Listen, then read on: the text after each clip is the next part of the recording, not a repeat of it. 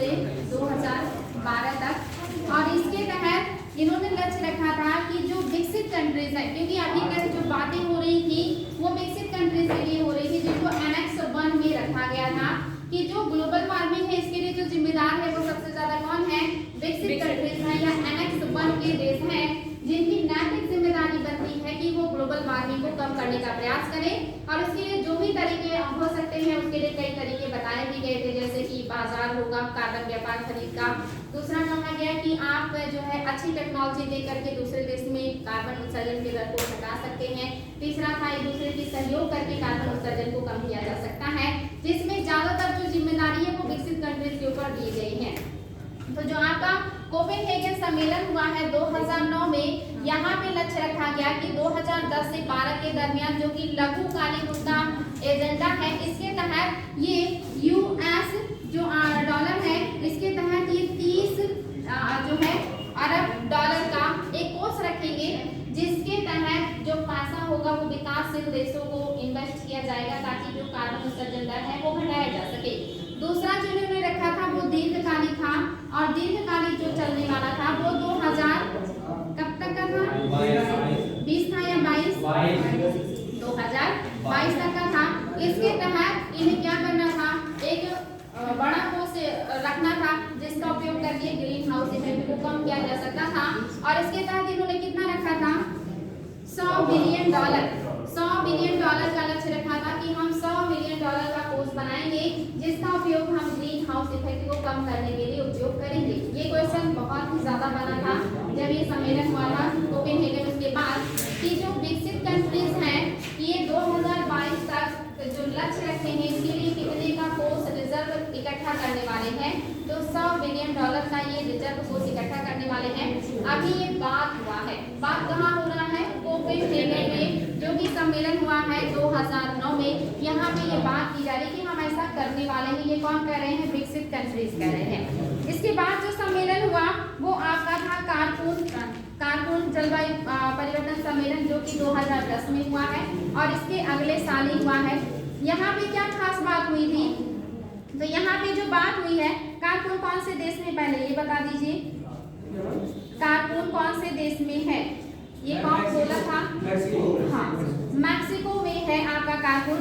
और यहाँ पे भी वही बात किया गया कि जो औद्योगिक जब शुरू हुआ, औद्योगिकरण हुआ, उसके पहले जो टेम्परेचर था उससे ज़्यादा जो 2 डिग्री सेल्सियस है ये बढ़ना नहीं चाहिए। उस समय से लेकर के 2 डिग्री सेल्सियस से ज़्यादा टेम्परेचर बढ़ना नहीं चाहिए। कोशिश करना है कि 1.5 डिग्री तक ही हम सिमट जाएं, और अगर हम उतना नहीं कर पाते हैं तो कम से कम 2 डिग्री टेम्परेचर इससे ज़्यादा होना नहीं चाहिए। अगर 2 डिग्री बढ़ गया या 2 डिग्री से ज़्यादा हुआ तो समस्या बहुत होगा। ये लक्ष्य हमने फिर आगे रखा क्योंकि ये समस्या जो है ये बनी हुई। आप सभी को पता है सम्मेलन होते हैं, बात किए जाते हैं, लेकिन उस पर कोई बहुत ठोस कदम नहीं उठाया जाता, क्योंकि आप सभी को पता है सबको विकास करना है और कोई अपना नुकसान नहीं करना चाहता। तो अंतर्राष्ट्रीय स्तर पे सम्मेलन होंगे, लोग बातें करेंगे, अपनी एजेंडे को रखेंगे, लेकिन जब तक उन पर कोई कड़ी कार्रवाई ना हो या कोई कड़ा प्रतिबंध ना हो वो इतने सीरियसली वर्क नहीं करने वाले हैं। तो देखिए ये बात पहले भी चल रही और फिर अगले साल 2010 में भी यही बात हो रही है कि हम 2 डिग्री सेल्सियस से ज़्यादा टेम्परेचर हमें नहीं बढ़ने देना है, नहीं तो समस्या बहुत ज़्यादा हो जाएगी। और जो इन्होंने ग्रीन क्लाइमेट फंड के रूप में जो है 100 बिलियन डॉलर का लक्ष्य रखा है, इसको फिर से कहा गया कि अब इसको स्थापित कर दीजिए। जो आपने बात किया था पिछले साल, इस पे अब बढ़िया से वर्क होना चाहिए ताकि बाकी देशों की मदद किया जा सके, क्योंकि जो विकासशील हैं, जो अल्प विकसित हैं, इनके पास पैसे भी कम होते हैं और टेक्नोलॉजी भी कम होती है। तो इनको ये सारी चीज़ें करने के लिए पैसा भी चाहिए, और जब पैसा होगा तभी टेक्नोलॉजी होगा। तो अगर पैसे के लिए इनके लिए व्यवस्था किया जाएगा तो ये अगर अपने यहाँ बेहतर काम करते हैं तो इनको मदद किया जा सकता है, जिससे ये अपने यहाँ कार्बन उत्सर्जन को कम करेंगे और हमारे यहाँ के जो एनवायरमेंट या जो धरती है उसको बचाया जा सकेगा। इस पर भी बात हुआ आपके कारकून सम्मेलन में। और यहाँ पे ये भी बात हुआ कि प्रत्येक 2 वर्ष में अब विकसित कंट्रीज रिपोर्ट करेंगे। प्रत्येक 2 वर्ष में उन्हें रिपोर्ट करना होगा कि वो क्या कर रहे हैं इस दिशा में, सिर्फ बात ही कर रहे हैं या वो कोई काम भी कर रहे हैं। तो वो रिपोर्ट देगी पिछले साल जो बात हुई थी उसके 2 साल बाद आपने इन 2 सालों में क्या काम किया है। ये कारकून में एक तरीके से बाध्यकारी कर दिया गया कि अब बात नहीं, अब मीटिंग नहीं, अब हमें रिजल्ट चाहिए, और ये आप अपना परफॉर्मेंस हर 2 वर्ष पे हमें देंगे, सौंपेंगे, और हम देखेंगे कि आप सिर्फ बात ही कर रहे हैं या कोई काम भी कर रहे हैं।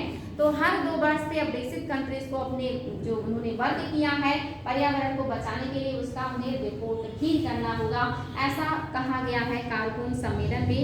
ये चीज याद रखिएगा। और इसके अलावा यहाँ पे रेड प्लस प्लस की बात भी हुई, रेड प्लस की बात भी हुई है।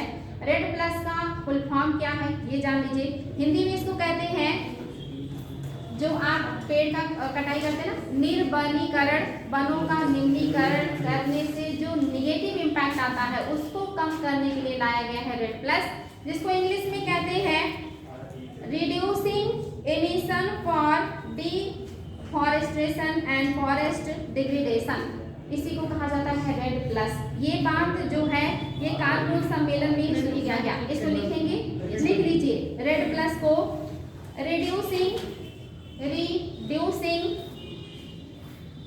emission from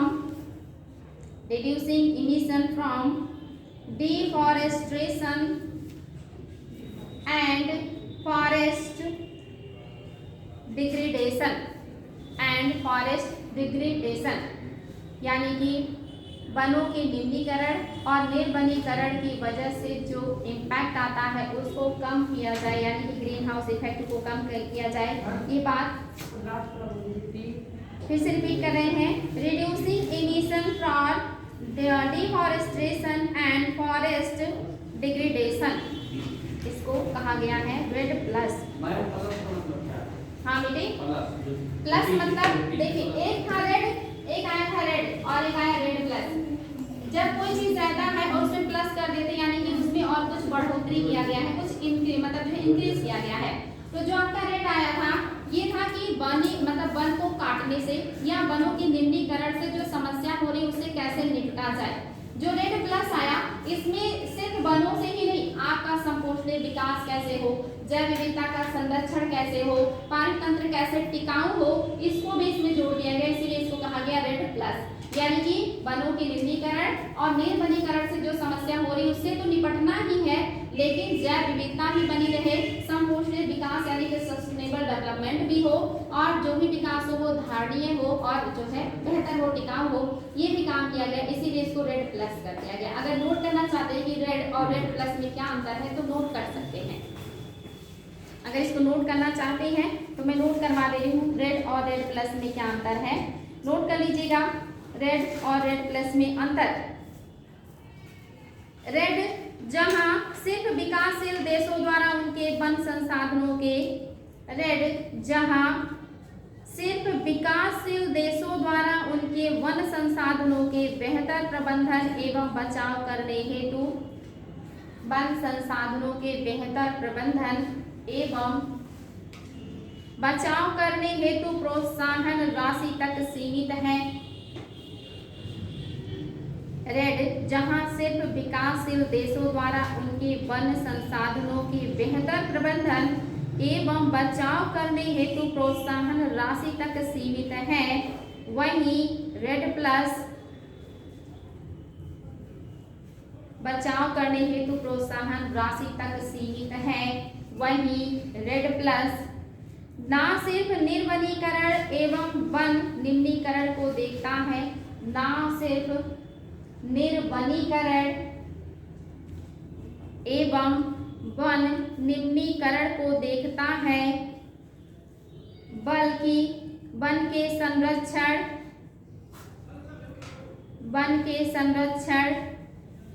संपोषणीय प्रबंधन एवं वन कार्बन भंडार के सकारात्मक तत्वों हेतु,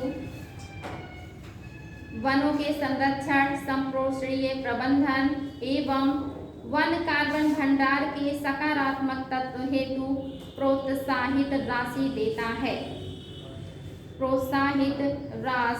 देता है। यानी कि ये आपका क्या करेगा, निर्वनीकरण द्वारा जो उत्सर्जन होता है उसमें कटौती करेगा, यानी कि वनों के क्षेत्र में वृद्धि करेगा, साथ ही वन निम्नीकरण की वजह से जो उत्सर्जन होता है उसमें भी कटौती करेगा। इसके अलावा वन कार्बन सिंक के रूप में होते हैं, जिसका क्या करेगा, संरक्षण करेगा। जब वनों का संरक्षण होगा तो वो कार्बन सिंक के लिए हमेशा बने रहेंगे। साथ ही वनों का संपोषणीय प्रबंधन, यानी कि ऐसा प्रबंधन जो सतत बना रहे, वन हमारे हमेशा धरती पे बने रहे, संपोषणीय प्रबंधन भी करेगा आपका रेड प्लस। और साथ ही वन कार्बन संग्रह का संवर्धन, वन जो है कार्बन संग्रह करते हैं, तो इसमें बेहतर प्रयास किया जाए ताकि ये संवर्धन जो है, यानी कि जो संग्रह करता है, ये बढ़ता रहे। तो ये कौन कर रहा है? रेड प्लस करेगा। इसके बाद जो सम्मेलन हुआ था वो हुआ था आपका डरबन सम्मेलन। कारकुन के बाद जो सम्मेलन हुआ ये हुआ है डरबन में, जो कि 2011 में है, और इसको कॉप 17 कहा जाता है, कॉप 17 कहा जाता है, जो कि डरबन में हुआ था। और ये भी अब तक के हुए सम्मेलनों में दूसरा सबसे बड़ा सम्मेलन था, जिसमें काफी देश इकट्ठा हुए और उन्होंने फिर से उन्हीं मुद्दों पे बात किया कि जो ग्रीन क्लाइमेट फंड है, इस पे काम किया जाना चाहिए, टेम्परेचर ज़्यादा ना बढ़े, इस पे काम किया जाना चाहिए, और जो विकसित कंट्रीज हैं अब उनकी जवाबदेहिता और बढ़नी चाहिए। ये सारी चीज़ें यहाँ पे बात किया गया है डरबन में, इसको याद रखिएगा। इसके बाद जो होता है खास करके आपको डरबन इसलिए भी इम्पोर्टेंट है क्योंकि मैंने कहा था कि आपके जो क्योटो प्रोटोकॉल है, इसका जो पहला चरण है ये कब खत्म हो रहा था? 31 दिसंबर 2012 को खत्म हुआ। द्वितीय जो चरण शुरू हुआ था वो 1 जनवरी 2013 से शुरू हुआ। तो जो क्योटो प्रोटोकॉल का द्वितीय चरण है वो डरबन समझौते से भी शुरू हुआ था। ये इसमें महत्वपूर्ण काम किया गया कि अब द्वितीय चरण भी शुरू होना चाहिए, जिस पर और कठोरता से वर्क किया जाना चाहिए। ये इसी सम्मेलन में शुरू किया गया था, ये चीज याद रखिएगा। साथ ही यहाँ पे कृषि को भी शामिल किया गया है कि जलवायु परिवर्तन से कृषि को भी समस्या होगी, तो इसलिए कृषि को भी इसमें शामिल किया गया था, जो आपका ये सम्मेलन हुआ था। इसके बाद जो सम्मेलन हुआ वो है दोहा, और बाकी वही रिपीटेड बातें जो उन्होंने एजेंडा बना लिया उस पर बार बार बातें हो रही थी। इसके बाद जो बात हुआ ये दोहा सम्मेलन हुआ था। दोहा सम्मेलन 2012 में हुआ, और दोहा कौन से देश में है? कतर का एक बहुत बड़ा शहर है दोहा। यहाँ पे सम्मेलन, हाँ बेटे, हाँ ठीक, तो इसका क्या, यानी कि सबसे बड़ी सिटी है ये।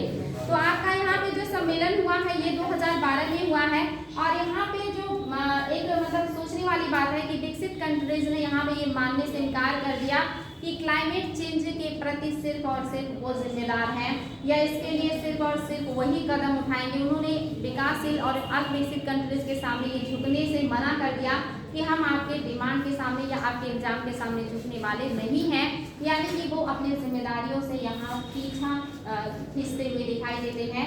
ये सम्मेलन जो हुआ था दोहा में, यहाँ पे विकसित कंट्रीज ने अपनी जिम्मेदारियों से पीछे हटने का प्रयास किया है। अभी तक जो प्रतिबद्धता दिखा रहे थे, अब उन्होंने इसके प्रति जवाबदेहिता से पीछे हटने का प्रयास किया था, ये चीज याद रखिएगा। बाकी कुछ खास काम नहीं हुआ था दोहा में। आगे चल करके आप देखेंगे नया जो सम्मेलन हुआ था, ये सम्मेलन आपका वार्सा का सम्मेलन है। वार्सा कहाँ पे है? पोलैंड की राजधानी। 2013 में हुआ है, जो कि COP 19 है, जो कि वार्सा सम्मेलन के नाम से जाना जाता है। इसको याद रखेंगे। यहाँ पे जो खास बात हुई कि बात किया गया कि अभी तक विकसित कंट्रीज की बात हो रही थी, अब कहा गया कि जो विकासशील देश हैं ये भी अपनी रिस्पॉन्सिबिलिटी को समझे और अपनी जवाबदेहिता को समझते हुए ये भी अपने यहाँ कार्बन उत्सर्जन के दर को घटाने का प्रयास करें। इसके लिए उन्हें कहा गया कि आप सभी देश, जितने देश इसके मतलब हस्ताक्षरकर्ता देश हैं, वो अपनी INDC जारी करेंगे। INDC जारी करेंगे, जिसमें वो बताएंगे कि उन्होंने इस 1 साल के दरमियान अपने स्तर से राष्ट्रीय स्तर पर ग्रीन हाउस इफेक्ट को कम करने के लिए कौन से प्रयास किए हैं। तो हर देश को अब अपनी INDC जारी करनी होती थी, और उस INDC के तहत उन्हें बताना होता था कि वो उनकी जवाबदेहिता जो है उसके तहत वो क्या काम करने वाले हैं। तो यहाँ से विकासशील देशों को भी, क्योंकि अब विकसित कंट्रीज जब पीछे हटेंगे तो निश्चित ही विकासशील देशों को अपनी जिम्मेदारियों को थोड़ा सा निर्वहन करना होगा। अगर वो भी पीछे हट गए तो धरती को फिर कौन बचाएगा। तो वार्सा में कहा गया कि प्रत्येक देश की जिम्मेदारी है कि अब वो अपने स्तर से वो जो कर सकता, बाध्यकारी तो नहीं है, लेकिन अपने स्तर से अब सबको करना होगा। इनडायरेक्ट वे में बाध्यकारी भी है, डायरेक्ट वे में कोई बाध्यता नहीं है। INDC का फुल फॉर्म नोट कर लीजिए। INDC का मतलब है intended nationally determined contribution. Intended nationally determined contribution.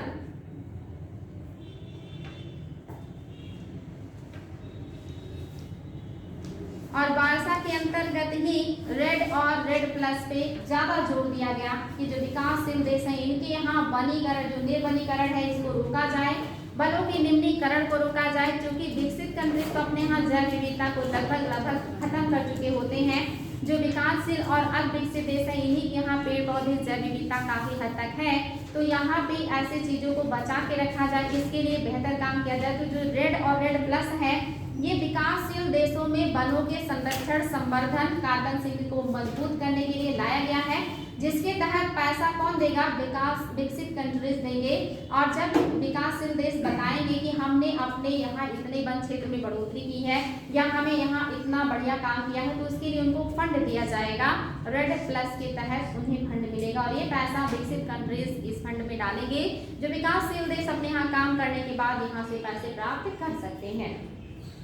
ये सम्मेलन चलता रहा, हालांकि सारे सम्मेलन नहीं पूछे जाते हैं, कभी कभी आ जाता है कि जो दोहा में हुआ था वो कौन से नंबर का कॉप था, या जो पेरिस में हुआ वो कौन से नंबर का कॉप है। ऐसे क्वेश्चन पहले बहुत बनते थे, अब धीरे धीरे इसको भी कम कर लिया। इसके बाद लीमा में हुआ, यहाँ पे उन्हीं सारी बातों पे और बेहतर काम करने की बात की गई थी जो 2014 का सम्मेलन हुआ। ये इसके बाद जो हुआ वो काफी इंपॉर्टेंट है, जिसको पेरिस सम्मेलन कहते हैं। ये 2015 में हुआ था और ये कॉप 21वां था। पेरिस में सम्मेलन हुआ और ये कॉप 21वां था और ये बहुत ही ज्यादा चर्चा में भी रहा था। आपने देखा था कि अमेरिका ने पेरिस समझौते से वॉकआउट कर दिया था और उन्होंने कहा कि मैं इसमें शामिल नहीं रहूंगा।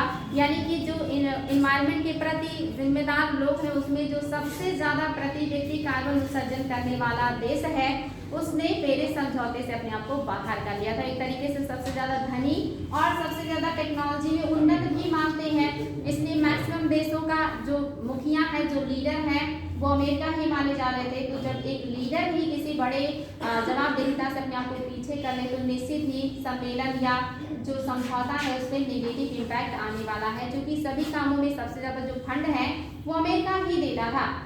और ये भी सही है, सबसे ज्यादा नुकसान भी तो इन्हीं लोगों ने पहुंचाया है। तो सबसे ज्यादा फंड देके कोई एहसान नहीं कर रहे थे, लेकिन ये उन्होंने क्या किया, इसको भी कम कर दिया। इन्होंने यूनेस्को से भी पीछा खींच लिया, जो कि देखिए विभिन्न देशों में या सभी देशों में जो भी इनके सदस्य होते हैं वहाँ पे चीज़ों को संरक्षण देती है, जो प्राकृतिक होती है, सांस्कृतिक होती है। अमेरिका इससे भी पीछे हट गया।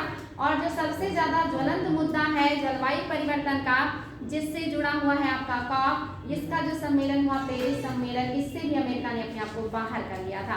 तो यहाँ पे जो बड़े बड़े लोग हैं ये क्या हो रहे हैं, पीछे हट रहे हैं। ऐसे में जो विकासशील देश है, खास करके भारत और चीन, ऐसे देशों को आगे आना चाहिए और इसमें बेहतर काम करने का प्रयास करना चाहिए। लोगों को लीडरशिप देना चाहिए, जिससे अभी तक ऐसे देशों को वंचित रखा गया था। तो जो पेरिस समझौता था यहाँ पे बात किया गया। इसके पहले आपने देखा कि इन्होंने 2020-22 तक के लिए अपने एजेंडे तैयार किए थे कि हम 2020 तक क्या करने वाले हैं। अब यहाँ पे जो पेरिस सम्मेलन बुलाया गया, यहाँ पे बात हुआ कि 2020 तक तो हम अभी तक बात कर रहे थे और बहुत कुछ बातें हो चुकी हैं, लेकिन 2020-22 के बाद हम क्या करने वाले हैं। अब इस पर यहाँ पे एजेंडा तैयार करना था कि आगे की राह क्या होगी, क्योंकि 2020-22 तो देखते देखते खत्म होने वाला था। अब तक का एजेंडा आपका बन चुका है और उस पर आपने काफी डिस्कशन भी कर लिया कई मीटिंग में, लेकिन आगे आप भविष्य को बचाने के लिए क्या करने वाले, इतना ही काफी नहीं है।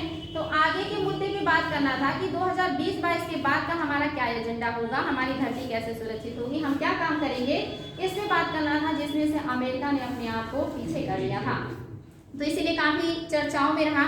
और यहाँ पे फिर वही बात आई कि अब जो है विकासशील देश भी अपनी जिम्मेदारियों को समझे और वो भी अपने स्तर से जितना बेहतर कर सकते हैं वो बेहतर करें। INDC सबका पूरी तरह से निर्धारित कर दिया गया कि अब आप अपनी INDC को बिल्कुल उस पर सीरियसली वर्क करना शुरू कर दें, क्योंकि अगर बड़े बड़े जिम्मेदार लोग पीछे हट रहे हैं तो जिम्मेदारी बाकी लोगों को संभालनी ही पड़ेगी। तो इसलिए जो आपका पेरिस समझौता है काफी चर्चा में रहा, काफी बड़ा सम्मेलन था, बहुत सारे मुद्दे पे बात हुआ गया, जैसे कैसे अनुकूलन किया जाए, कैसा वित्त पोषण हो, यानी कि वित्त की व्यवस्था कैसी हो, साथ ही समन कैसे किया जाएगा आपके जो जलवायु परिवर्तन से जुड़ी हुई चीजें हैं, इसके लिए क्या प्रौद्योगिकी होनी चाहिए, पारदर्शिता भी होनी चाहिए, NDC किस प्रकार का होना चाहिए, किस प्रकार आप उस पर वर्क करने वाले हैं, इन सभी क्षेत्रों में पेरिस में बात हुई थी। और ये सिलसिला चल ही रहा है। इसके बाद भी सम्मेलन जारी रहा। माराकेस में भी सम्मेलन हुआ था, जो कि अपने आप में काफ़ी बड़ा सम्मेलन था। और माराकेस कौन से देश में है? ये भी मोरक्को का ही है। और ये COP22 था। तब से ये लगभग अगर कोई समस्या ना हो तो हर साल ये सम्मेलन बुलाए जाते हैं। कोरोना काल में ये सम्मेलन काफ़ी प्रभावित हुए थे। तो ये सारे सम्मेलन मिला जुला के बात हो रही थी, क्योटो प्रोटोकॉल से ही जुड़े हुए हैं। कार्बन को उत्सर्जन को कम करने के लिए कौन कौन से तरीके अपनाए जा सकते हैं, किसकी क्या जवाबदेहिता है, वो किस तरह से वर्क करेगा, ये सारी चीज़ें इसमें चल रही थी। जिसको अक्सर एग्जाम में पूछा जाता है कि हाल ही में या 2022-23 का जो COP का सम्मेलन है ये कौन से नंबर का था, यहाँ पे हुआ है। अगर वहाँ पे कुछ महत्वपूर्ण निर्णय लिए गए हैं तो भी क्वेश्चन पूछे जाते हैं कि यहाँ पे कौन सी बातें की गई हैं, या इस सम्मेलन से जुड़ी हुई कौन सी बात सही है या कौन सी बात सही नहीं है। अगर आप उससे अपडेट रहते हैं तो ये सारी चीज़ें आप सही कर सकते हैं। तो ये करंट के मुद्दे रहते हैं। अब हम बात करेंगे कि जलवायु परिवर्तन से संबंधित जो वर्तमान की स्थिति है, इसमें हमारा जो देश है ये क्या करने वाला है, यानी कि भारत का क्या यहाँ पे काम है, या भारत देश के लिए क्या मतलब जो है चीज़ें किया है, वो कैसे समन करेंगे। क्योंकि आप सभी को पता है कि भारत एक उष्णकटिबंधीय देश है। अगर जलवायु परिवर्तन होता है तो सबसे ज़्यादा प्रभावित होने वाली कंट्री है। समस्या ये भी है कि हमारे पास एक बहुत बड़ा कोस्टल एरिया है, यानी कि लगभग 7516 किलोमीटर का आपका कोस्टल एरिया है, जहाँ पे चक्रवात, बाढ़, समुद्र की जो है जल स्तर में वृद्धि और जो है जमीन की कमी, साथ ही लवण मतलब जो मात्रा है लवण की मिट्टी वाली वो भी बढ़ेगा। और इसके अलावा जनसंख्या विस्थापन भी होगा, शहर डूबेंगे भी। साथ ही सूखा, बाढ़, महामारी, अकाल भी सबसे प्रभावित होने वाला देश है, जिसकी वजह से हमारी अपनी नैतिक जिम्मेदारी है कि हम राष्ट्रीय स्तर पर भी इसके लिए वर्क करें। तो भारत राष्ट्रीय स्तर पे क्या वर्क करेंगे, इसके बारे में मैंने आपको पहले भी पढ़ाया कि उन्होंने अपने लिए इसके लिए 8 जो है राष्ट्रीय नीति शुरू किया है, एजेंडा उन्होंने लागू किया। लगभग हर क्षेत्र में हम 8 योजनाएं लेकर के आए हैं कि हम इसमें बेहतर काम करेंगे ताकि हमारे यहाँ जलवायु परिवर्तन जो है वो कम हो। साथ ही हम कार्बन सिंक के रूप में वनों के क्षेत्रफल में वृद्धि करेंगे ताकि कार्बन का अवशोषण ज़्यादा हो। मरुस्थलीकरण को रोकने के लिए भी हम बहुत सारा काम कर रहे हैं। साथ ही आपके जो मैंग्रोव पालीतंत्र हैं इनको भी संरक्षित करने के लिए वर्क किया जा रहा है, और इसके लिए बहुत सारे अंतर्राष्ट्रीय संस्थाएं भी वर्क कर रही हैं। तो सरकार इसके लिए भी वर्क कर रहा है। इसके अलावा कृषि को कैसे हम सतत बनाएंगे, इस बारे में भी रिसर्च चल रहे हैं कि ऐसे बीज बनाए जाए जिससे कम पानी या ज़्यादा पानी, ज़्यादा टेम्परेचर, कम टेम्परेचर, हर स्थिति में उत्पादन हो सके, ताकि हमारा जो उत्पादन है ये प्रभावित ना हो। क्योंकि दिन प्रतिदिन हमारे यहाँ की जनसंख्या बढ़ रही है, डिमांड बढ़ रहा है, और हमारे यहाँ उत्पादन पर्याप्त है, लेकिन वो वितरण और सही तरीके से लोगों तक पहुँच उपलब्ध नहीं हो पाता। स्टॉक का और वितरण की हमारे यहाँ कमी है, यानी कि हम उसको सही तरीके से स्टोरेज नहीं कर पाते। बहुत सारे अनाज हर साल सड़ जाते हैं। मैंने आपको पहले इकोनॉमी में बताया था कि यूरोपीय कंट्रीज के लोग जितना भोजन करते हैं उतना हम हर साल सड़ा देते हैं अपने गलत स्टोरेज की वजह से। तो ऐसी चीज़ों के लिए बेहतर काम करना होगा, जिसके लिए भारत वर्क कर रहा है। भारत ने अपनी INDC में ये कहा है कि आने वाले समय में 2030 तक वो बेहतर काम करेंगे, यानी कि अब तक जो उत्सर्जन वो कर रहे थे कार्बन का, उसमें वो 30 से 35% की कमी करने का प्रयास करेंगे। ये भारत ने कहा है कि हमारा पूरा प्रयास रहेगा कि आने वाले समय में 2030 तक हम जितना कार्बन उत्सर्जन करते हैं उसमें 30 से 35 या 33% तक हमारी कमी हो। साथ ही अपनी जो ऊर्जा है, जो 100% में से बहुत कम अभी तक नवीकरणीय ऊर्जा पर आधारित थी, उसमें भारत ने ये भी कहा है कि आने वाले समय में वो 40% अपनी ऊर्जा की निर्भरता नवीकरणीय ऊर्जा पर करेगा। ये चीज़ याद रखिएगा, इंपॉर्टेंट है। 2030 तक कमी भी करेंगे, प्लस अपनी निर्भरता का 40% हम नवीकरणीय संसाधनों पर करेंगे। सरकार ने ये भी किया है, और इसके तहत सरकार ने 175 गीगावाट नवीकरणीय ऊर्जा उत्पादन 2022 का लक्ष्य भी रखा था, जिसमें 100 मेगावाट सोलर ऊर्जा से और 60 मेगावाट पवन ऊर्जा से और 10 मेगावाट बायोमास से और 5 मेगावाट जल ऊर्जा से। आप देख रहे होंगे सबसे ज्यादा सोलर से उत्पादन करने का लक्ष्य रखा है। रीजन है कि उष्णकटिबंधीय देश है, टेम्परेचर सूर्य की किरणें लगभग वर्ष भर हमें प्राप्त होती हैं, और काफी क्षेत्र हमारा सूर्य के प्रकाश को प्राप्त करता है। दूसरा पवन ऊर्जा, आप सभी को पता है कोस्टल एरिया हमारे पास बहुत ज्यादा है, समुद्र की लहरों से हमेशा आप सभी को पता हवाएं चलती हैं, और समुद्र के किनारे कोस्टल एरियाज में अगर तटीय क्षेत्रों में हम पवन चक्कियां लगाते हैं तो हम बड़े पैमाने पे पवन से ऊर्जा प्राप्त कर सकते हैं, जिसकी हमारे यहाँ संभावनाएं बहुत ज्यादा है, खास करके खाड़ी क्षेत्रों में, बनार की खाड़ी, कच्छ की खाड़ी और अन्य क्षेत्रों में यहाँ पे बढ़िया जो है पवन ऊर्जा उत्पादन किया जा सकता है, इसलिए दूसरे नंबर पे हमने इसको रखा है। तीसरा, इतना जनसंख्या है, इतना कचरा निकलता है, इतनी अपशिष्ट निकलते हैं कि उनका पुनर्चक्रण करके या उनका यूज करके हम बड़े पैमाने की ऊर्जा का उत्पादन कर सकते हैं, जिससे हमने 10 गीगावाट की क्षमता का विकास करने की बात की थी और जल विद्युत से 5 गीगावाट ऊर्जा उत्पादन करेंगे, ऐसा 2022 तक का लक्ष्य था। अब आगे का देखिए, हम 40% जो है वो अपनी निर्भरता नवीकरणीय ऊर्जा पे करेंगे, ऐसा हमने अपने INDC में किया है। प्लस अभी तक जो उत्सर्जन हो रहा था उसमें हम 30 से 33 या 35% तक की कटौती भी करेंगे, ये भी सरकार ने एक तरीके से कहेंगे कि एजेंडा रखा है या अपने आप से जो है देश की सुरक्षा के लिए काम किया जा रहा है। तो जलवायु परिवर्तन के लेकर के जो काम किया जाएगा, सबसे पहला तो जलवायु परिवर्तन से संबंधित राष्ट्रीय कार्यक्रम, बहुत सारे कार्यक्रम ऐसे होंगे जो राष्ट्रीय स्तर पे होंगे, जो केंद्र सरकार लेकर के आएगी, जो जलवायु परिवर्तन को रोकने का काम करेगा, जिसमें से 8 आप लोग पढ़ चुके हैं, उनके मंत्रालय भी पढ़ चुके हैं, वो क्या काम करेंगे सब कुछ आपको पता है। इसके अलावा राज्य स्तर पर भी बहुत सारे कार्यक्रम चलाए जाएंगे, सिर्फ PM तक की जिम्मेदारी थोड़ी है, बहुत सारी जिम्मेदारी हर राज्य के CM की भी है। आप अपने राज्य में कितना वन के क्षेत्र में वृद्धि करेंगे, आप अपने राज्य में कैसे चीजों का संवर्धन करेंगे, कैसे अपशिष्ट का चक्रण करेंगे, कैसे आप यहाँ के शहरों का और बाकी चीजों का प्रबंधन होगा, वो कैसा होगा, राज्य स्तर का होगा। इंडिया में कितने राज्य हैं वर्तमान में? 28 और केंद्र शासित 8। तो आपके ये जो राज्य हैं इन सब का अपना कुछ संप्रभु है, राज्य सूची के तहत ये बहुत सारे नियम कानून बना सकते हैं, जैसे आपने पढ़ा था, एक था आपका जैव जो है बायोस्फीयर रिजर्व और राष्ट्रीय उद्यान और वन्यजीव अभयारण्य, इसमें से कौन सी चीजें हैं जो राज्य सरकार घोषित करती है? पढ़ा है हम लोगों ने,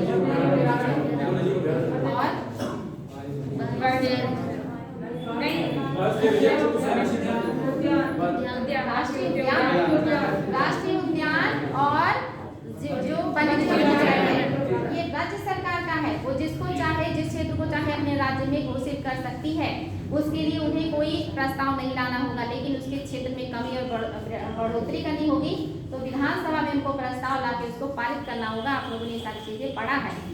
जो आपका जैवमंडल आरक्षित क्षेत्र है ये सबसे बड़ा पर्यावरण को संरक्षण देने का तरीका है या आधार है, जो कई राज्यों में भी विस्तृत हो सकता है, जैसे नीलगिरी बायोस्फीयर रिजर्व कर्नाटक, केरल, तमिलनाडु 3 राज्यों में फैला हुआ है और 3 राज्यों को मिला के लगभग 8 से 9 जिलों को कवर करता है ये। तो ऐसे अगर कोई हो रहा है तो उसमें केंद्र सरकार की ज्यादा भूमिका होगी, लेकिन अगर वन्यजीव अभयारण्य है और आपका राष्ट्रीय उद्यान है, ये जिसको नेशनल पार्क कहते हैं, ये राज्यों के द्वारा बनाई जाती है, ये राज्यों के हाथ में है। लेकिन अगर कहीं पे राष्ट्रीय पार्क 2 राज्यों के बीच पड़ रहा है और राज्य अपनी सहमति से केंद्र को ये पावर दे देते हैं कि आप जो क्षेत्र चाहे कर सकते हैं घोषित, तो केंद्र आसानी से उसको कर सकता है। राज्य सूची के कुछ ऐसे विषय हैं जिनपे केंद्र बना सकता है अगर राज्य ऐसी सहमति देता है तो उसमें से ये भी आता है, बाकी केंद्र का अपना होता है। बताएं, कोई दिक्कत? ठीक है, तो बात समझ में आ गया कि राष्ट्रीय स्तर पे भी नीति बनानी है, राज्य स्तर पर भी नीति बनानी होगी ताकि पर्यावरण संरक्षण को बढ़ावा दे सके और सरकार इस क्षेत्र में वर्क कर रही है। साथ ही जो है जलवायु परिवर्तन के लिए राष्ट्रीय अनुकूल निधि यानी कुछ पैसे जो है वो जलवायु परिवर्तन को लेकर के होने चाहिए। जैसे आप अपने देखते हैं, एक आपका संचित निधि है, आकस्मिक निधि है और इसके अलावा और कोई निधि होता है क्या? आप तो पॉलिटी पढ़े हैं, कितनी प्रकार की निधि होती है? एक संचित होता है, वो तो समिति होता है, नहीं मैंने निधि कहा, पैसा फंड। आप यहाँ कितने संचित है और कोई है और भी कोई है?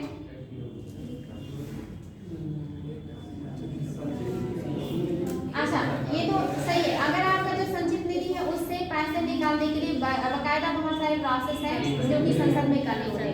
आकस्मिक निधि से पैसा निकालने के लिए सरकार को क्या करना होता है? संसद जो है प्रस्ताव पूरा करेगी, पहले राष्ट्रपति की साइन से पैसे निकाल देंगे, बाद में उसको प्रस्ताव लाना होगा और बाकी प्रोसेस बाद में होगा, और ये पैसा उन्हें वापस फिर जमा भी करना पड़ेगा। काम करने के बाद आकस्मिक निधि में फिर जमा भी करेंगे। एक निधि आपका होता है जो कि अगर कहीं भी आप विनिवेश कर रही है सरकार, तो विनिवेश के लिए अलग से निधि कोष बनाई गई है ना, जिसका उपयोग सरकार किन क्षेत्रों में कर सकती है? इकोनॉमी में पड़े हैं, वो इकोनॉमी का है और ये पॉलिटी का था। अब ये एनवायरमेंट का भी कोष आ गया, यानी कि जलवायु परिवर्तन से निपटने के लिए कोष, हर क्षेत्र के अलग अलग कोष हैं। हालांकि पॉलिटी में 2 कोष बताए गए हैं, एक आकस्मिक और एक आपका संचित। तो जलवायु परिवर्तन के लिए भी राष्ट्रीय अनुकूल निधि बनाई जानी चाहिए। अगर अचानक से बाढ़ आती है बड़े पैमाने पे, सूखा हो जाता है बड़े पैमाने पे, चक्रवात से भारी तबाही होती है, सुनामी आता है, तो उससे निपटने के लिए आप संचित निधि से पैसा थोड़ी निकालेंगे। फिर उसके लिए आपको एक अलग से फंड होना चाहिए जहां से आप आसानी से निकालें, क्योंकि संचित निधि से पैसा निकालने के लिए बहुत लंबा प्रोसेस है। इसी वजह से एक ऐसा कोर्स हो जहां से आप काम कर सके, जैसे विनिवेश करके जो पैसा आता है उसको विनिवेश का एक फंड बनाया गया है। वो पैसे जो है सरकार फिर से कहीं निवेश करने के लिए लगा सकती है, पर्यावरण संरक्षण के लिए लगा सकती है। बहुत सारे मैंने बताए थे कि कहाँ कहाँ वो निवेश उस पैसे का करेगी। तो ये सारी चीजें याद रखा कीजिए, अन्यथा एग्जाम में क्वेश्चन आएगा और दिक्कत होगी आप लोगों को। पीएम फंड भी होता है, कोविड में काफी सारे पैसे हाँ देखिए, पीएम फंड भी बनाया था जिसमें आप स्वेच्छा से पैसे दे करके दान करके उस फंड को मजबूत कर सकते थे, ताकि सरकार को उससे और मदद मिल जाए। संचित निधि से निकालना पैसा जवाबदेहिता बनती है, आकस्मिक निधि से ऐसे नहीं निकाल सकते हैं। तो अगर और उसको जमा भी करना है, लेकिन अगर लोगों ने दे दिया है और उसको सरकार को मदद करने के लिए मिला, तो सरकार उस पर किसी को कोई जवाब नहीं देना है, सरकार उसको अपने हिसाब से खर्च कर सकती है, वो उसके लिए वो फ्री है। तो इसलिए जो पीएम फंड है ये तो व्यक्तिगत फंड है ना, जैसे जो सार्वजनिक फंड है वो अपना संचित निधि और आकस्मिक निधि है। हाँ वो दूसरी चीज है, दूसरी चीज ये अचानक व्यक्तिगत जैसे हाँ ये व्यक्तिगत उसको पीएम अधिकार होता है, जहाँ चाहे जितना चाहे जैसे चाहे खर्च कर सकते हैं, कोई उसे जवाब नहीं मांगेगा। आरटीआई नहीं लगेगा,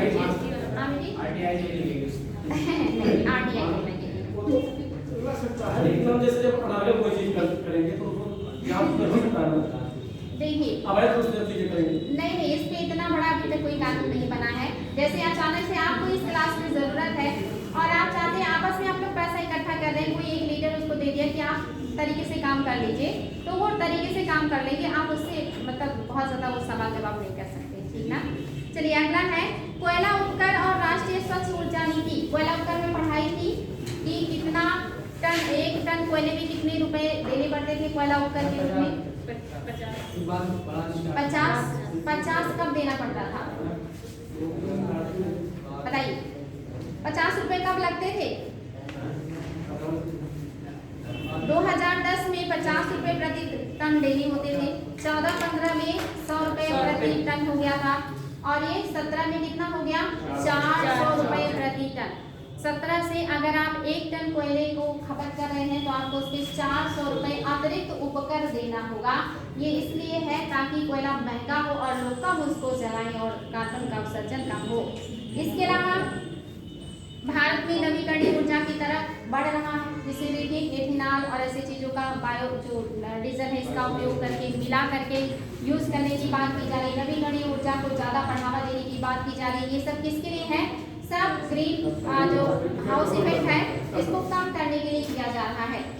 इसके अलावा आप देखेंगे भारत और भी कुछ काम कर रहा है, जैसे स्मार्ट शहर बना रहे हैं ना, हम स्मार्ट शहर बना रहे हैं, हाँ, और सौर आधारित शहर भी बना रहे हैं, ताकि उस शहर के जो पूरा का पूरा जो विद्युत आपूर्ति है वो किससे हो? सोलर ऊर्जा से हो। स्मार्ट सिटी से क्या समझते हैं आप? स्मार्ट सिटी का क्या मतलब हुआ?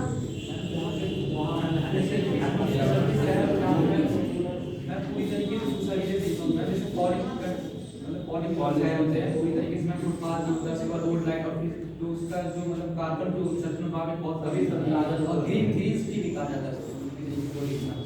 हाँ, यानी कि ऐसा शहर जहाँ पे रास्ते काफी चौड़े हो, नालियों की अच्छी व्यवस्था हो, साफ सफाई हो, पेड़ पौधे, स्वास्थ्य की सुविधा, संचार की जो व्यवस्था है ये बेहतर होनी चाहिए, यानी कि लगभग हर चीज का विकास हो, गंदगी कम से कम हो, सुविधाएं ज्यादा से ज्यादा हो, लोगों का जीवन सुचारू और आसान हो, ऐसी सिटी को ही कहा गया है आपका स्मार्ट शहर कहा गया है। तो आगे और भी कुछ चीजें सरकार के द्वारा किया गया है, जैसे हरित अर्थव्यवस्था। हरित अर्थव्यवस्था से क्या मतलब है? हरित अर्थव्यवस्था से क्या मतलब है? यानी कि ऐसा विकास या ऐसा डेवलपमेंट जिसमें आप ऐसे हानिकारक चीजों का कम उत्सर्जन करें, यानी कि अपने डेवलपमेंट में जो बेकार की चीजें जैसे पोल्यूशन, जैसे कि ग्रीन हाउस इफेक्ट, जैसे कि अन्य समस्याएं, कचरा, ये सब कम निकले, बल्कि आप अपने विकास के साथ साथ ऐसी चीजों पर भी ध्यान दें। ऐसी अर्थव्यवस्था को क्या कहेंगे? ग्रीन अर्थव्यवस्था कहेंगे, कि वो पर्यावरण को नुकसान नहीं पहुंचा रहे हैं और बाकी घटकों को साथ में लेके चल रहे हैं। तो ये आपकी कैसी इकोनॉमी होगी? ग्रीन इकोनॉमी होगी। अच्छा, ये बताएंगे कार्बन फुटप्रिंट क्या होता है? क्वेश्चन कई बार आता है, वाटर फुटप्रिंट भी आता है, कार्बन फुटप्रिंट भी आता है। इसके अलावा एक और फुटप्रिंट मैं आप लोगों से पूछी थी कि जितनी जमीन आप एक व्यक्ति यूज करता है उसको क्या कहते हैं? तो वाटर फुटप्रिंट या कार्बन फुटप्रिंट के बारे में कुछ बताएंगे? जो पक्षी होते हैं ना, जैसे पक्षी से पहचान किया जाता है। बेटे ये नहीं, आप उससे को गणना करने की विधि बता रहे हैं, पर चिन्हों से आकलन मतलब गिनती करना और एक कैमरे के द्वारा। मतलब ये है कि एक व्यक्ति अपने जीवन काल में कितना पानी कंज्यूम कर रहा है, ये उसका वाटर फुटप्रिंट है। एक व्यक्ति अपने पूरे जीवन काल में, एक व्यक्ति या संस्था अपने जीवन काल में कितना कार्बन उत्सर्जन कर रहा है, ये उसका कार्बन फुटप्रिंट है। ये याद रखिएगा, ये क्वेश्चन आता है कि कार्बन फुटप्रिंट क्या है। और दूसरा है कार्बन स्पेस। कार्बन स्पेस क्या है? कार्बन स्पेस, देखिए हर किसी की धारण करने की एक क्षमता होती है ना, आपकी पृथ्वी की भी धारण करने की एक क्षमता है। और क्षमता का मतलब ये है कि वो उसके कैपेसिटी के अंदर हो, उससे उसको दिक्कत ना हो, परेशानी ना हो। यानी कि आप कितने केजी का बोझ उठा सकते हैं, जितना आप उठा सकते हैं, अगर उतना ही रखा जाए तो दिक्कत नहीं है, लेकिन अगर उससे ज्यादा रख देंगे तो आपको समस्या हो जाएगी। ऐसे पृथ्वी को कार्बन धारण करने की पृथ्वी की क्षमता है। जब उस क्षमता से ज्यादा आप कार्बन को एनवायरमेंट में मुक्त कर देंगे तो पृथ्वी की धारण करने की क्षमता क्या हो जाएगी? डिसबैलेंस हो जाएगा। इसी को कहा जाता है कार्बन स्पेस। यानी कि पृथ्वी के कार्बन धारण करने की क्षमता से ज्यादा जब कार्बन उत्सर्जन होगा तब वो कार्बन स्पेस कहलाएगा। यानी कि पृथ्वी की धारण क्षमता तक का कार्बन उत्सर्जन कर रहे हैं तो ये अच्छा है, लेकिन अगर उससे ज्यादा उत्सर्जन हुआ तो वो फिर आपके लिए अच्छा नहीं है। इसको कहते हैं कार्बन स्पेस। दूसरा है आपका अर्थ आवर। ये सारे किससे जुड़े? सब आपके ग्रीन हाउस इफेक्ट से जुड़ी हुई बातें हैं, चाहे कार्बन फुटप्रिंट हो, चाहे आपका अर्थ स्पेस हो। तो आपको बताना है अगला अर्थ आवर क्या है। कार्बन स्पेस ये आप पता ही चल गया है, बताएंगे क्या है अर्थ आवर? अर्थ आवर क्या? एक घंटे जो है लाइट जो है बिजली जो है आप कर देते हैं। 1 घंटे के लिए बिजली आप कर देते हैं, इससे क्या फायदा होता है या ये क्यों किया जाता है बताएं? बिजली बचाने नहीं यूज करते हैं वो सब पूरी, मतलब एक दिन उसके लिए डिसाइड किया गया कि इस दिन हम लोग 8:30 से 9:30 बजे के बीच में 1 घंटे के लिए लाइट बंद कर दिया जाएगा, शायद ऐसा ही कुछ है। हाँ, 1 घंटे के लिए लाइट बंद किया जाएगा 8:30 से 9:30 के बीच रात को। दिन में तो लाइट लाइट पहले करते हैं हम, किसी 4 करते हैं, 2 से 4 करती थी ना पहले,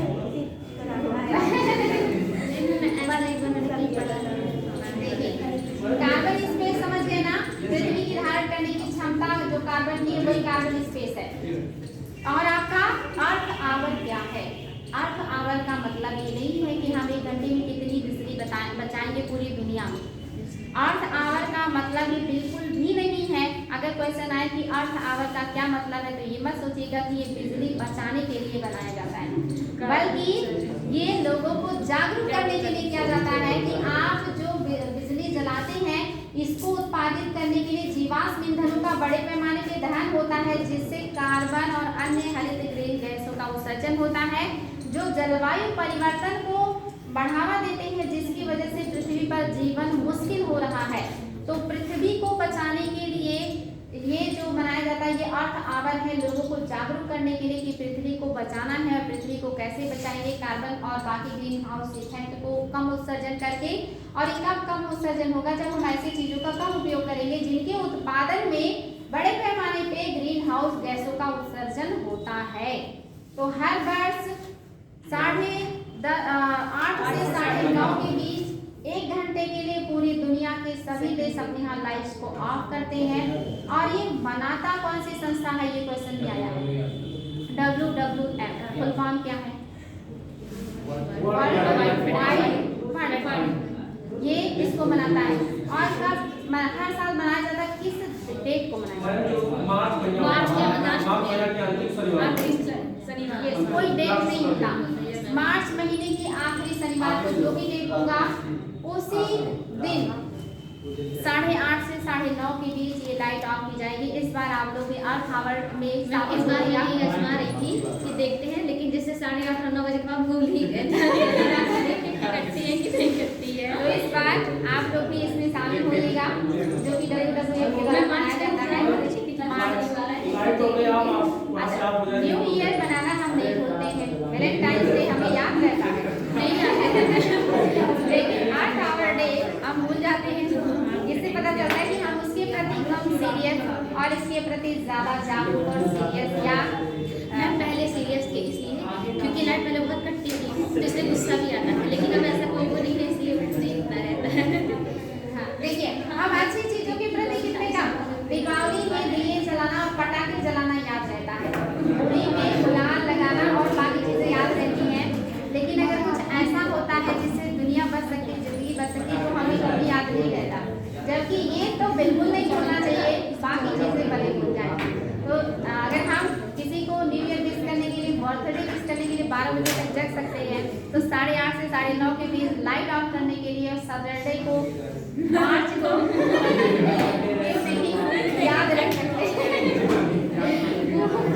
इस बार हम लोग भी अर्थ आवर डे सेलिब्रेट करेंगे। सोचिए हम जैसे पढ़े लिखे लोग नहीं जानते, तो जो पढ़े लिखे नहीं है वो क्या जाने ना। मैम इस बार ही बताई थी ना, तो मैं इंतजार कर रही थी कि खूब जल्दी जल्दी मार्च आए और मैं बहुत ऐसे देखे अब मुझे ऐसे हो एक घंटे इसलिए मुझे कुछ याद है हाथ में लिख लेते हैं कि जरूर करना है ये नहीं, अगर कोई नहीं करता है तो फिर अच्छा नहीं है, जहाँ यूज की जरूरत ना हो वहाँ कर देना है। मैं मेरी यहाँ लाइट चलती है मुझे डर लग रहा है। 2022 में अर्थ आवर का थीम क्या था? थीम होता हर साल का। 2022 का अर्थ आवर का थीम क्या था? बताएं। सेव आवर फ्यूचर 2022 में थीम था अर्थ आवर का सेव आवर फ्यूचर, जो 2022 को मनाया गया है, जो कि मार्च शनिवार को पड़ा है। और इसको कब से शुरू किया गया है मनाना अर्थ आवर डे? यहाँ अर्थ आवर 2007 से शुरू हुआ। ये कितने देर में हम शुरू किए हैं ये काम करना? 2007 से ये शुरू किया गया है।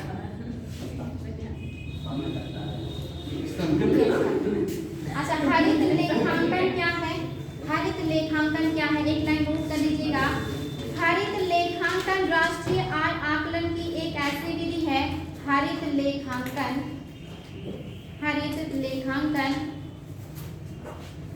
राष्ट्रीय आय आकलन की एक ऐसी विधि है जिसमें राष्ट्रीय उत्पादन की अभिवृद्धि में प्रयुक्त हुए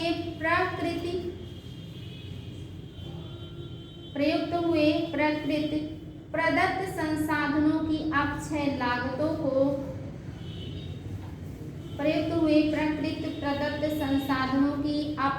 लागतों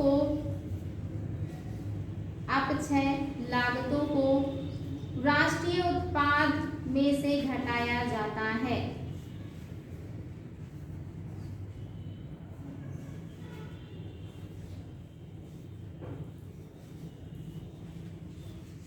फिर से रिपीट कर दे रहे हैं। हरित लेखांकन राष्ट्रीय आय आकलन की एक ऐसी विधि है जिसमें राष्ट्रीय उत्पादन की अभिवृद्धि में प्रयुक्त हुए प्रकृति प्रदत्त संसाधनों की अपक्षय लागतों को राष्ट्रीय उत्पादन में से घटाया जाता है। इसको कहते हैं हरित लेखांकन। इसका मतलब समझ में आया? क्या आपने इसका मतलब समझा? हरित लेखांकन आपने नोट करने के बाद कुछ सोचा, विचार किया, क्या कह रहा है ये? जो प्रकृति के द्वारा में जितना दोहन किया जाता है उसी को दिखा जाता है, मतलब राष्ट्रीय आय में उनका उपयोग जितना किया गया तो उसको क्या करेंगे? राष्ट्रीय इनकम में प्लस या माइनस? माइनस करेंगे। यानी कि आपने अपने आर्थिक विकास में प्राकृतिक चीजों का जो दोहन किया है उसमें उस दोहन को अगर रिपेयर करें तो आपको जितना खर्चा आएगा उसको क्या करना होगा? आपको माइनस करना होगा। उसको आप विकास में नहीं ले सकते क्योंकि आपने उतना हानि पहुंचाया है। ठीक ना? नेक्स्ट जो था ये आपको याद रहेगा ना, आपका जो कार्बन स्पेस है, पृथ्वी द्वारा कार्बन अवशोषित करने की क्षमता को कार्बन स्पेस कहते हैं। और फुटप्रिंट भी, कार्बन फुटप्रिंट से तात्पर्य किसी एक संस्था, व्यक्ति या उत्पाद द्वारा किए जाने वाले कुल कार्बन उत्सर्जन को कहते हैं कार्बन फुटप्रिंट। ठीक है, अब हम लोग क्वेश्चन की बात कर ले, क्वेश्चन डिस्कस हो जाए। ठीक है, चलिए क्वेश्चन है आपका, भूमंडलीय जलवायु परिवर्तन संधि, भूमंडलीय जलवायु परिवर्तन संधि के संदर्भ में कौन सा कथन है जो सही है? यानी कि जो जलवायु परिवर्तन हो रहा है इससे जुड़ी हुई जो हमने संधियां की हैं उसके बारे में कौन सी बात है जो सही है? पहला कह रहा है यह यूरोपीय संघ की पहल पर बनाया गया है। दूसरा कह रहा है यह लक्ष्याधीन विकासशील देशों को उनकी विकास नीतियों और बजटों में जलवायु परिवर्तन के एकीकरण हेतु तकनीकी एवं वित्तीय सहायता प्रदान करता है। तीसरा कह रहा है इसका समन्वय विश्व संसाधन संस्थान और धारणीय विकास हेतु वैश्विक व्यापार परिषद द्वारा किया जाता है। अब आपको बताना है कि आपका कौन सा है जो कि सही हो जाएगा, बताएं। ऑप्शन में दिया है, देखिए फुट में बताना है, केवल तीसरा, पहला दूसरा, दूसरा तीसरा या सभी? पहला दूसरा, पहला दूसरा सही है। दूसरा तो बिल्कुल ही सही, एकदम कॉमन सेंस का, इसमें तो दिमाग लगाना ही नहीं है। कह रहा है यह लक्ष्याधीन, यानी कि जो क्या दिक्कत है? अच्छा कॉपी आप लोग की रही क्या? सीट नहीं सही है। चलिए कोई नहीं, थोड़ा सा एडजस्ट कर लीजिए आप। दूसरा तो बिल्कुल ही सही है कि यह लक्ष्याधीन विकासशील देशों को उनकी विकास नीतियों और बजटों पे जलवायु परिवर्तन के एकीकरण हेतु तकनीकी और वित्तीय सहायता प्रदान करेगा। जितनी संधियां अभी तक आपने देखा जलवायु परिवर्तन में, मोस्टली सब में यही बात किया गया कि तकनीकी भी दिया जाएगा, पैसे भी दिया जाएगा ताकि विकासशील देश में कार्बन का उत्सर्जन कम हो। तो ये कॉमन सेंस का है, बस घुमाया गया है, तो बिल्कुल सही है। और पहला भी सही है कि यह यूरोपीय संघ का एक पहल है, तो पहला दूसरा बिल्कुल सही है। अगला क्वेश्चन है आपके लिए, बताइएगा निम्नलिखित में से किस कन्वेंशन की उत्पत्ति पृथ्वी सम्मेलन के दौरान नहीं हुई? इसमें से कौन सा कन्वेंशन है जिसकी उत्पत्ति पृथ्वी सम्मेलन के दौरान हुई? पृथ्वी सम्मेलन सभी को पता है, रियो डी जेनेरो जिसमें मैंने आपको बताया था कुछ महत्वपूर्ण वहाँ पे एजेंडे रखे गए थे, उसमें से कौन कौन से फील्ड में वो हम काम करने वाले हैं वो सारी मैंने आपको बताया था। आपको बताना इसमें से वो कौन सा है जो वहाँ पे डिस्कशन नहीं हुआ था। पहला कह रहा है जलवायु परिवर्तन पर फ्रेमवर्क कन्वेंशन, दूसरा कह रहा है जैव विविधता पर कन्वेंशन, तीसरा कह रहा है मरुस्थलीकरण को रोकने हेतु कन्वेंशन, चौथा कह रहा है रामसर कन्वेंशन, ये नहीं, ये 1971 में हुआ था, बिल्कुल सही है। नेक्स्ट है आपको बताना है कथन कारण। देखिए कथन कारण के क्वेश्चन बहुत अच्छे होते हैं, अंडरस्टैंडिंग के हैं, अगर नॉलेज है तो गलत नहीं होते। पहला है कथन है अपने घरेलू क्षेत्र में ज्यादातर उत्सर्जन कटौती की अपेक्षा विकसित देशों से की जाती है। यानी कि वो अपने घरेलू क्षेत्र में ज्यादातर उत्सर्जन में कटौती करेंगे, ऐसी अपेक्षा विकसित देशों या एनेक्स 1 देशों से की जाती है। क्या सही है? कारण कह रहा है अतीत एवं वर्तमान के अधिकांश हरित गैसों के उत्सर्जन स्रोत विकसित औद्योगिक देशों ने किया है। व्याख्या में करा। देखिए कथन कारण को कैसे हम बहुत अच्छे से बना सकते हैं। अपने घरेलू क्षेत्र में ज्यादातर उत्सर्जन कटौती की अपेक्षा विकसित कंट्री से की जाती है, क्योंकि अतीत एवं वर्तमान के अधिकांश हरित गैसों के उत्सर्जन स्रोत विकसित औद्योगिक देशों के द्वारा हुए हैं, इसलिए तो पता चल जाता है कि हाँ ये एक दूसरे के लिए बनी हुई है। बिल्कुल पूरा। नेक्स्ट देखिएगा, और ये आईएएस का लेटेस्ट क्वेश्चन है, और यहाँ आप लोग अगर मतलब समझदारी से उत्तर नहीं देंगे तो गलत करेंगे। दिया हुआ है एक तरफ जो हमने मेन डिसीजन दिए हैं, दूसरी तरफ वो प्लेस दिया है जहाँ पे डिसीजन दिए गए हैं। आपको बताना है कौन सा डिसीजन हमने कब लिया है। एक तरफ दिया है एनेक्स 1 देश। एनेक्स 1 देश को हमने किस सम्मेलन के तहत बनाया है? पहला कह रहा है कार्टेजेना प्रोटोकॉल। अच्छा मैं एक तरफ बता दे रही हूँ, आपको बताना है कि कौन सा सुमेलित है, ठीक। तो एनेक्स 1 देश के सामने दिया है कार्टाजेना प्रोटोकॉल। दूसरा कह रहा है प्रमाणित उत्सर्जन कटौती सर्टिफाइड एमिशन रिडक्शन, इसके सामने दिया है नगोया प्रोटोकॉल। तीसरा दिया है स्वच्छ विकास क्रियाविधि क्लीन डेवलपमेंट मैकेनिज्म, सामने दिया है क्योटो प्रोटोकॉल। ये सही है, लिखना पड़ेगा, सब आपका पढ़ा हुआ है। बताइए आईएएस वाला है। तो अब आपको बताना है कि पहला दूसरा सही है या दूसरा तीसरा सही है या केवल तीसरा सही है या सही है। एनेक्स 1 देश क्या ये कार्टेजेना प्रोटोकॉल से सामने आया है?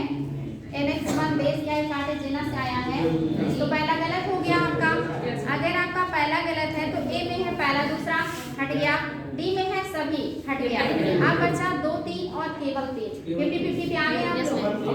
आप दूसरा कह रहा प्रमाणिक उत्सर्जन कटौती, यानी कि आप कितना उत्सर्जन करेंगे ये मतलब निर्धारित कर दिया गया। क्या ये नगोया प्रोटोकॉल में हुआ था? क्योटो प्रोटोकॉल में ये सारी चीजें हुई हैं। ग्रीन डेवलपमेंट मैकेनिज्म, एनेक्स 1 देश, कितना 1 टन कार्बन उत्सर्जन से ज्यादा नहीं करना, ये सारी बातें कहाँ हुई हैं? क्योटो प्रोटोकॉल में। इसलिए केवल और केवल तीसरा सही है। नेक्स्ट देखिए आपका अगला क्वेश्चन है निम्नलिखित कथनों में से कौन सा है जो सही है? पहला, लचीले बाजार तंत्र के अंतर्गत स्वच्छ विकास तंत्र जिसको क्लीन डेवलपमेंट मैकेनिज्म कहते हैं मुख्यतया विकसित एवं विकासशील देशों के मध्य अपनाया जाता है। सही है। विकसित कंट्री से विकासशील देशों में क्लीन डेवलपमेंट मैकेनिज्म के तहत उत्पादन जो कार्बन उत्सर्जन दर है इसको घटाने का प्रयास करेंगे। पहला बिल्कुल सही है। दूसरा कह रहा है संयुक्त क्रियान्वयन तंत्र एक विकसित देश को दूसरे विकसित देश में उत्सर्जन कटौती परियोजना में निवेश द्वारा उत्सर्जन कटौती इकाइयां उपार्जित करने की अनुमति प्रदान करता है। ये भी सही है। उनको प्रदान आप सहयोग करके किसी की भी उत्सर्जन दर की कमी को क्या कर सकते हैं? कम कर सकते हैं, उत्सर्जन की दर को घटा सकते हैं। दोनों बातें सही है।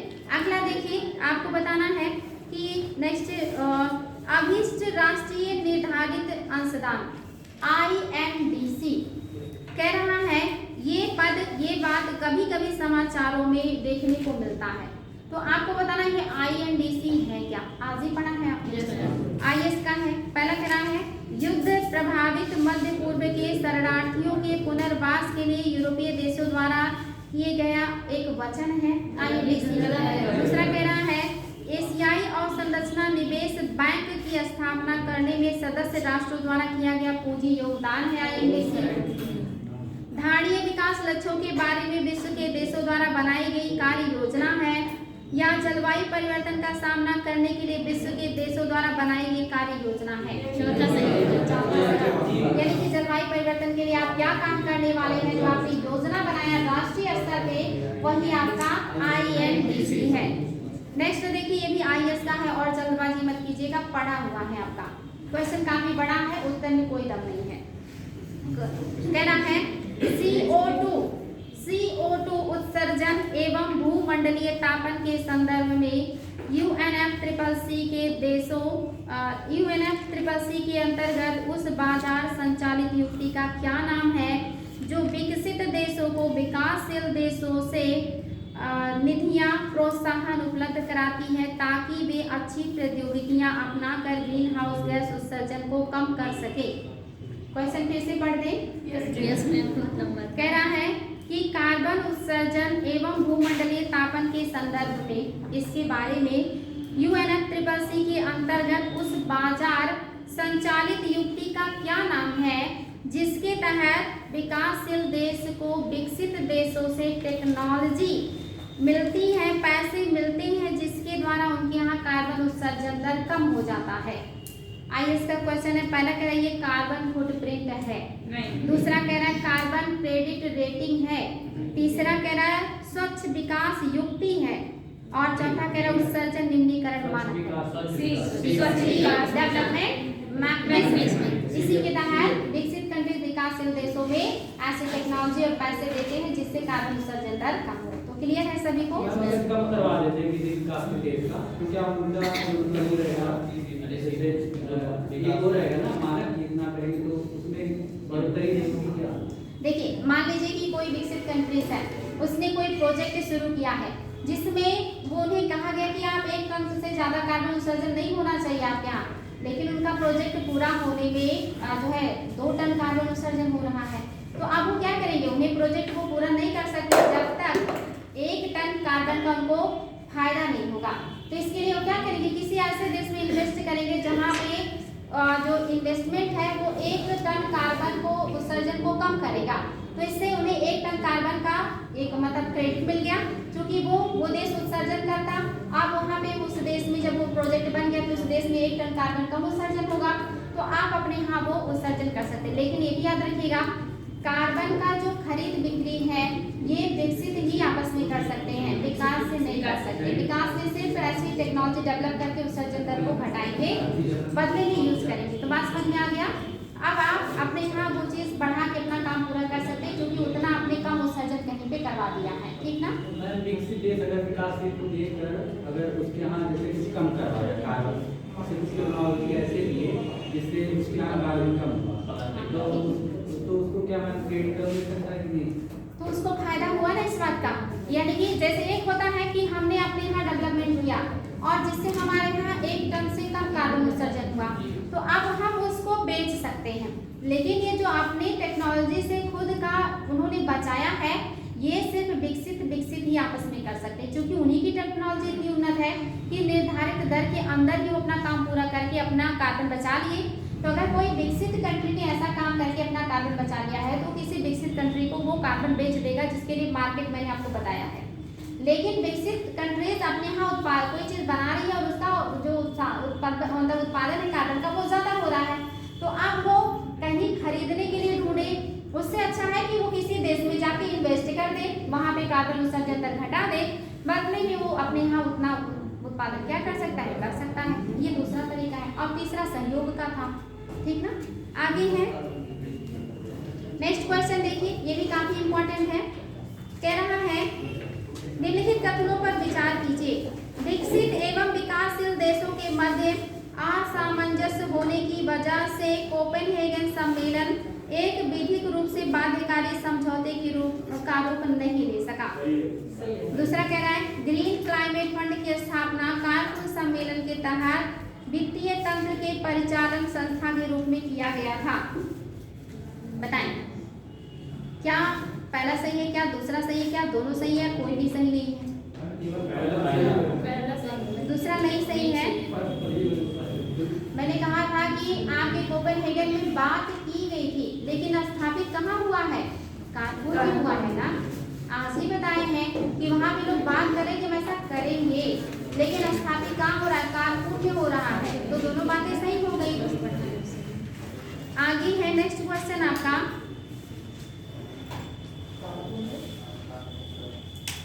कह रहा है हरित जलवायु निधि, जिसको ग्रीन क्लाइमेट फंड कहा जाता है, के बारे में निम्नलिखित कथनों में से कौन सा है जो सही है? ग्रीन क्लाइमेट फंड आज ही आप लोगों ने पढ़ा है, और जिसमें $30 बिलियन $100 बिलियन की बात हुई है, इसी की बात हो रही है। कह रहा है और IAS का प्रश्न है, इसलिए सावधानी से उत्तर दीजिएगा। यह विकासशील देशों को जलवायु हेतु अनुकूलन और न्यूनीकरण पद्धतियों में सहायता देने के आशय से बनाई गई है। बताइए सही है या नहीं? सही है। वो जो फंड बना रहे हैं किसके लिए बना रहे हैं? विकास उद्देश्य के लिए बना रहे हैं।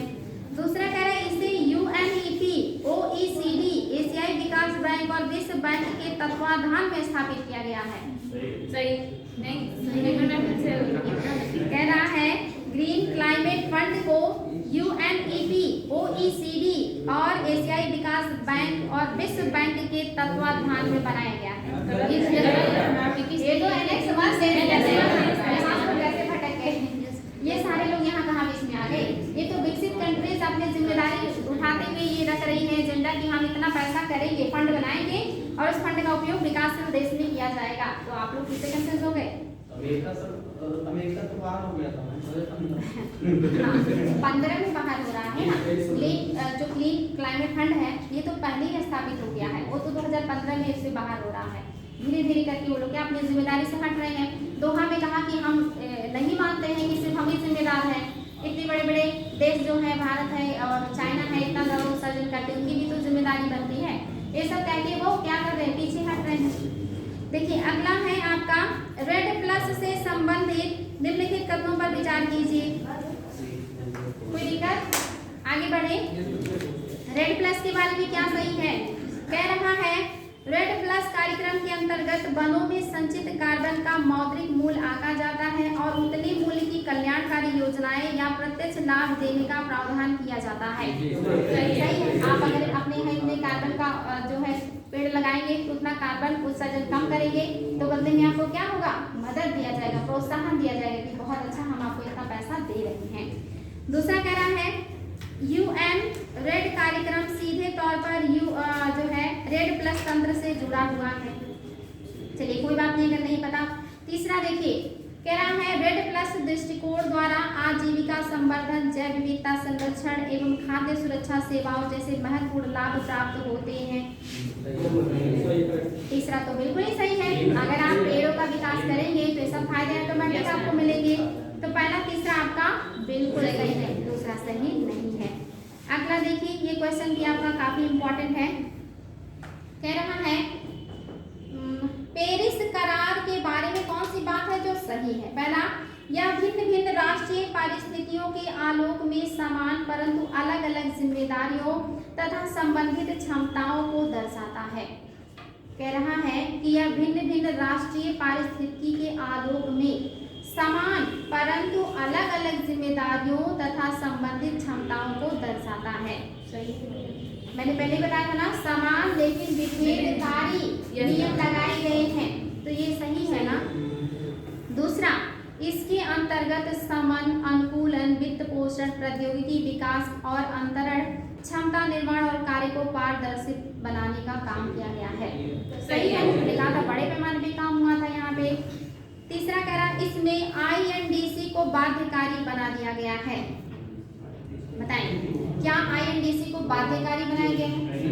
मैंने कहा प्रत्यक्ष रूप से बाध्यकारी नहीं है, इनडायरेक्ट वे में उनको कहा गया कि आप अपना बताइए, जवाब देता दीजिए, लेकिन बाध्यकारी नहीं है। तो पहला दूसरा सही है, तीसरा सही नहीं है।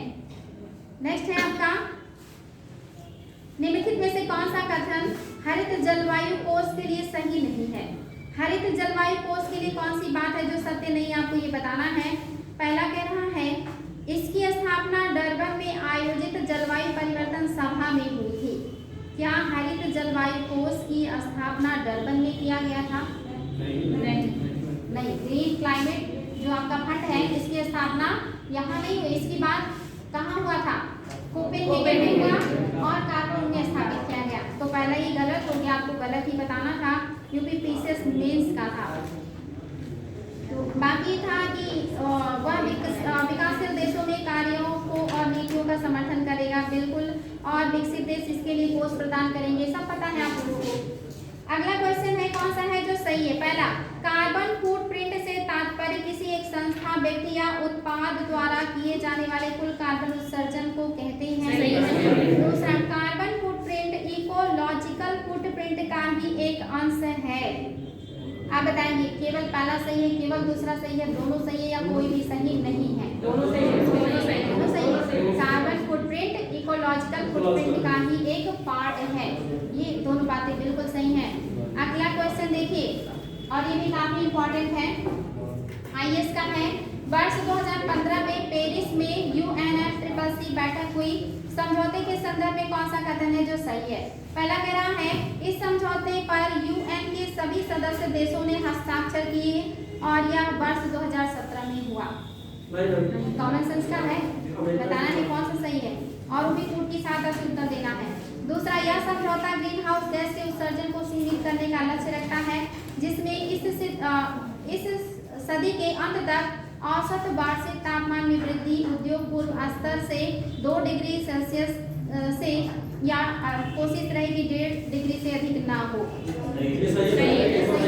तीसरा, विकसित देशों ने वैश्विक तापमान में अपनी ऐतिहासिक जिम्मेदारी को स्वीकारा और जलवायु परिवर्तन का सामना करने के लिए अन्य विकासशील देशों को की सहायता के लिए 2020 से प्रति वर्ष 1000 अरब डॉलर देने की बात कही है।